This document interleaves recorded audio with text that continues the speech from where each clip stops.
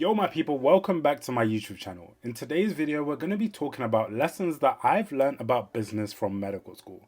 So for a bit of background, at the moment I'm at medical school training to be a doctor, and I have been doing business ventures and business things for so many years. So I started my first business, I guess, when I was 11 years old, and this was selling things around the house on eBay. And this was before shipping and delivery was good, so I was able to make a pretty penny on random things that I used to find around the house. I used the money that I saved up from that to be able to start a clothing brand, and I actually started 2 clothing brands whilst I was still at school. I also have done drop shipping before drop shipping was even a thing, and it used to work well back then, but the drop shipping that I see people doing these days, I'm like, And I have also built a company which works to improve the healthcare of black and brown people, as well as many other things that have been tried and tested. But funnily enough, there is some lessons that I've learned at medical school which I just think are invaluable, and by the end of this video you're gonna know them too. So let's get straight into it. So number one is framing. This is a concept that we learn at medical school to essentially allow you to be able to get as much information as possible out of a conversation with a patient. So if I give you a quick example, this is when you're talking to a patient. Sometimes they might have told you everything that is wrong with them that they've came into the practice or came into the hospital with today. And then I might say something along the lines of, I just want to be sure that I haven't missed anything out. Can you please tell me more about X? And when you tell someone that I just want to be sure that I haven't missed anything out, you kind of put the ball back in their court. And what people usually do when you put the ball back in their court after they've already told you stuff, they start to tell you a bit more because they feel like there may be something that you're looking for, and they start to open up a bit more. Now, this skill is very useful in business when you're approaching a deal. Essentially, what you want to find out is exactly what is the person selling's problem and exactly how can you solve that problem that they have. So let's take property, for example. When somebody's selling a house, it doesn't necessarily always mean that they're selling a house because they want the money. Sometimes they're selling the house because actually this is part of a divorce, and by selling the house it cuts off all ties and they can move on with their life and their other partner can move on with their life. So by you always putting the ball back into somebody else's court when you're negotiating any sort of deal, it means that you can really get to the core problem of why is the reason that they're selling. It means that you can really get to the core problem of what is the reason that they're selling and why is the reason that they're selling as well. Like in the hospital or in a GP practice, when people come to us, they're coming because they want us to solve their problems. It is important for you, even from a business perspective as well, to think of yourself as a problem solver. You need to be able to ask the right questions for somebody to feel like that you can solve their problems.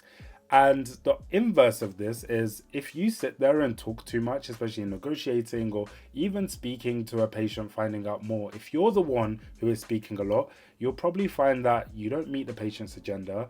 You are not able to negotiate a deal that you want just because you didn't put the ball back into their court. The second lesson that I've learned from medical school is what people say is not always necessarily what people want. For example, I started going to the gym. And the reason I started going to the gym, of course, I will sit there and say that, oh my God, I wanted to be super healthy.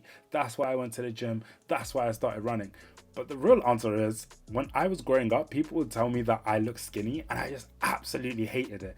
And that is the reason why I started going to the gym, because I looked at the gym as this vehicle that will allow me to be able to silence all of those childhood bullies, I guess we can call them. And that is what I wanted, just to be able to silence the childhood bullies, not necessarily to get healthy. Another example of people saying one thing and wanting another thing is when building my company Black and Brown Skin, which was focused around improving healthcare for black and people of color, we would often be in conversation with our users all of the time, just maintaining a regular stream of conversation. And what we would find is that the question which I came to learn is actually a really terrible question. If we were coming up with an idea for an app or a new product or a new service, and we go out to our community and we ask them, how much would you pay for a product like this? Of course, the first thing people are going to say is probably tick the lowest option possible or the second lowest out of courtesy. Somebody will never tell you that they're willing to pay £150 a month subscription for something, because nobody's going to sign themselves up into paying more. And what I came to realize is that What people want is to be able to solve their problems. And if you are able to solve their problems, then that £150 a month thing that you're asking for all of a sudden makes sense. However, if you're asking before you've solved the person's problem, they will be like, I just want the cheapest possible thing. Value is not realized at this moment in time because they don't necessarily think that you'll be able to solve their problem in a way that you probably think you can. So how does this transfer from the world of medical school into the world of business? So sometimes when we see people in hospital, in a GP practice or anywhere else, people might be telling you that they want to be able to improve their health because of X, Y, and Z.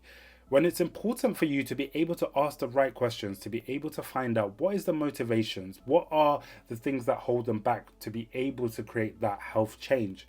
Because one thing we see all the time is that if you do not meet people where they are and really get to the core problem of why they want this change, whatever intervention that you put in place might not be very successful. And from a business perspective, you can then take this same lesson and apply it to the world of marketing to say that when you are marketing stuff, you need to understand what people actually want. You need to know people's why as opposed to what people are saying. So this same lesson of what people say is not necessarily what they want can even be applied to the world of business. And I think one of the perfect use cases for this is in the world of marketing. A lot of the time people will say that they want one thing, and I think the best example that I can give you is the example of Henry Ford. Henry Ford was the founder of Ford, and he essentially said that if they had asked people what they want, they would have said faster horses, when in reality what people wanted was a car. So it's important for you to be able to really get to why people are motivated and why people do certain things. The third lesson that medical school has taught me is that everything is a lagging indicator. And I've applied this lesson across the board in my whole life. The person that you are today, the person that you are today watching this video, is a lagging indicator of decisions that you made 3 months ago, 6 months ago, or even many years ago. And in the world of healthcare, we see this a lot, that the health problems that people present with many years later are a lagging indicator of decisions that they made maybe in their youth. For example, if they spent a large part of their life smoking, we see them later on in life with complications with breathing and other respiratory issues. So everything is a lagging indicator.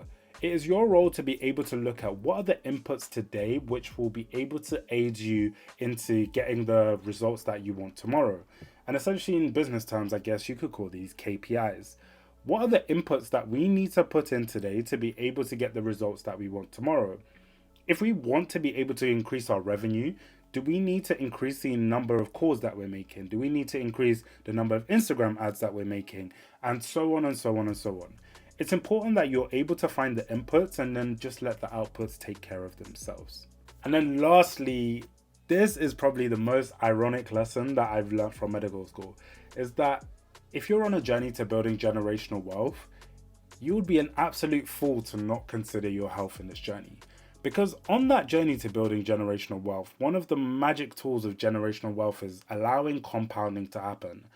But if you are not in good health, you cannot allow compounding to happen because you're not even healthy to be able to carry out the work that's needed, to be able to build the business that's needed, to be able to fly across the world and meet all of these people, or even sit down and make videos like this. So if you are the person that wants to build that generational wealth, it's important that you invest in your health.